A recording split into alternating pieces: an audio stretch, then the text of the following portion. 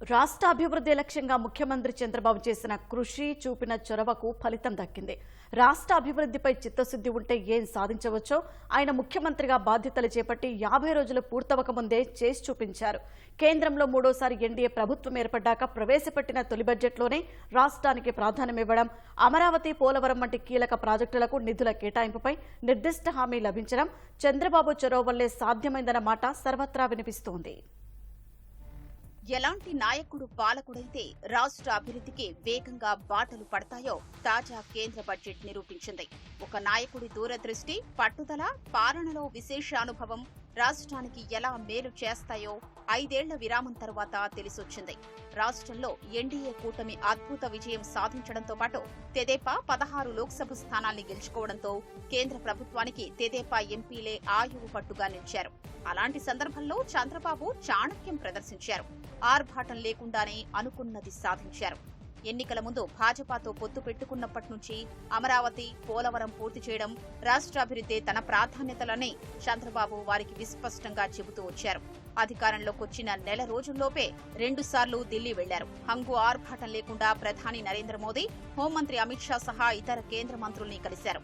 5 ఏళ్ల జగన్ పాలనలో ఎంత విధ్వంసం జరిగిందో, రాష్ట్రానికి ఇప్పుడేం కావాలో వివరించారు. వారిని మెప్పించి ఒప్పించారు. మొదటి సంవత్సరమే మొదటి కేంద్ర బడ్జెట్లోనే అనుకున్నవి సాధించారు.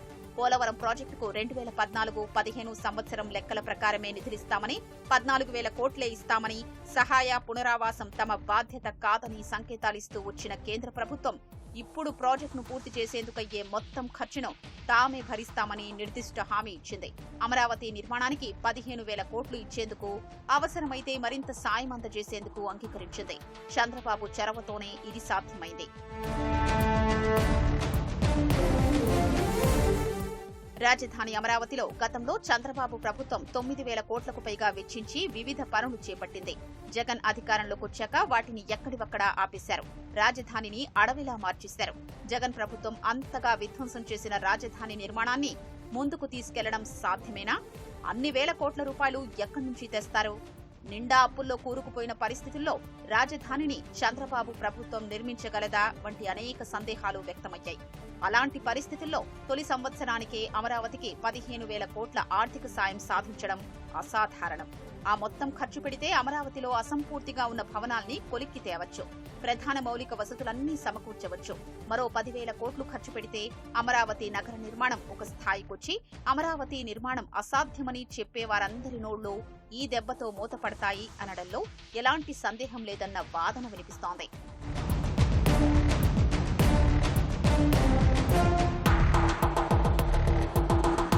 రాష్ట్ర విభజనతో మెజారిటీ పరిశ్రమలు, ఆదాయ వనరులన్నీ తెలంగాణకు వెళ్లిపోయిన నేపథ్యంలో ఆంధ్రప్రదేశ్లో మరీ ముఖ్యంగా వెనకబడిన రాయలసీమ జిల్లాల్లో పరిశ్రమల అభివృద్ధికి 2014-19 మధ్య చంద్రబాబు కృషి చేశారు.